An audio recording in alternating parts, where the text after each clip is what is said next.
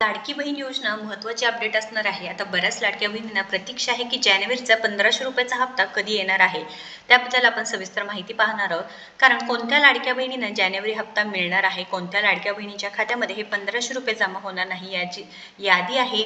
ही संपूर्ण माहिती आपण सविस्तर पाहणार आहोत, त्यामुळे व्हिडिओ शेवटपर्यंत पाहायचा आहे.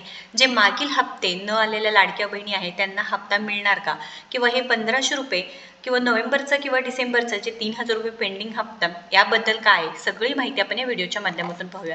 तर लाडक्या बहिणींनो लक्षात घ्या, मागील जे 3000 रुपये होते जे लाडक्या बहिणींच्या खात्यामध्ये येणे गरजेचे होते, परंतु जो पेंडिंग हप्ता आहे तो आता मिळणार नाही. कोणतेही पेंडिंग हप्ता मिळणार नाही, कारण त्या लाडक्या बहिणींना अपात्र ठरवले गेले होते. अपात्र म्हणजे काय, त्या लाडक्या बहिणी या योजनेचा लाभ मिळवू शकत नाही, किंवा KYC चुकल्यामुळे खूप लाडक्या बहिणीचं असं झालं की KYCचे प्रश्न चुकल्यामुळे बाद करण्यात आले होते. तुमचीही KYC चुकली असेल तर नक्कीच कमेंट करून सांगायचं आहे, कारण आपलं जे काम आहे त्याबद्दल सुद्धा सुरू आहे. कारण लाडक्या बहिणींना KYC ऑफलाईन पद्धतीने करण्यासाठी अंगणवाडी सेविकाताईंनी आता बहिष्कार टाकला आहे.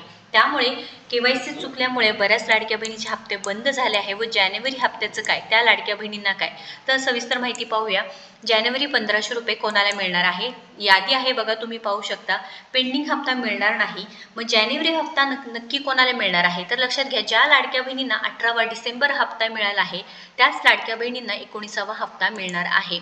म्हणजे डिसेंबरचा हप्ता मागील तुम्हाला 1500 रुपये मिळाले आहे का नाही नक्की सांगायचं आहे. हे 1500 रुपये मिळाले असेल तर तुम्ही जानेवारीचा हप्ता मिळणार आहे त्याची टेन्शन फ्री राहायचं आहे. तुम्हाला 100% पैसे मिळणार आहे. दुसरा पॉईंट म्हणजे काय, आत्तापर्यंत तुम्हाला सर्व हप्ते जमा झाले आहे त्यांना 100% जानेवारी हप्ता येणार आहे. जेव्हापासून योजना सुरू झाली आहे 2024मध्ये, तेव्हापासून तुम्हाला सगळे हप्ते मिळाले आहेत. जुलै ऑगस्टपासून जे हप्ते मिळाले आहेत व आत्तापर्यंत डिसेंबर 2025पर्यंत सगळे हप्ते मिळाले आहेत. तर तुम्हाला 100% जानेवारीचा हप्ता मिळणार आहे. तुम्ही अजिबात अपात्र होणार नाहीत. त्यानंतर बँक खाते तुम्ही बदलले होते व तिथे म्हणून डिसेंबर हप्ता आला नाही. आता बऱ्याच लाडक्या बहिणींचं काय झालेलं आहे, मला पर्सनली सांगितलं आहे की आम्ही बँक खाते बदलले होते, मग आम्हाला काही प्रॉब्लेम होऊ शकतो का, तर त्यांना डिसेंबर हप्ता मिळाला नाही, परंतु तो बँक खाते बदलले, KYC प्रक्रिया पूर्ण केलेली आहे बँक खात्यांची. त्यानंतर DBT इनॅक्टिव्ह होती बघा, लक्षात घ्या, DBT इनॅक्टिव्हमुळे मागच्या वेळेस सुद्धा बऱ्याच लाडक्या बहिणींचे पैसे पेंडिंग होते व जेव्हा DBT इनॅक्टिव्हची काय केलेली आहे, ॲक्टिव्ह केलेली आहे, सक्रिय केले आहे, त्यांना 100% जानेवारीचा हप्ता मिळणार आहे.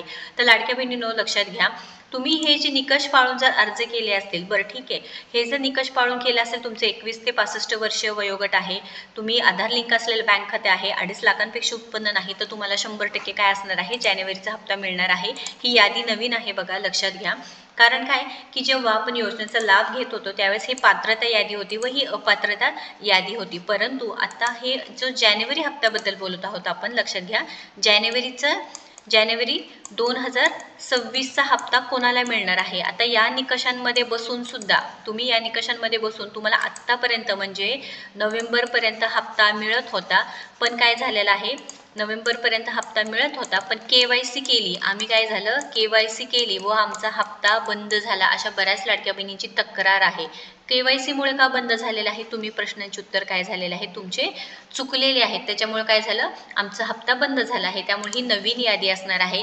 तुम्ही स्वतः सांगायचं आहे की तुम्ही यामध्ये पात्र आहात व पात्र असून सुद्धा तुमचा हप्ता बंद झाला आहे का.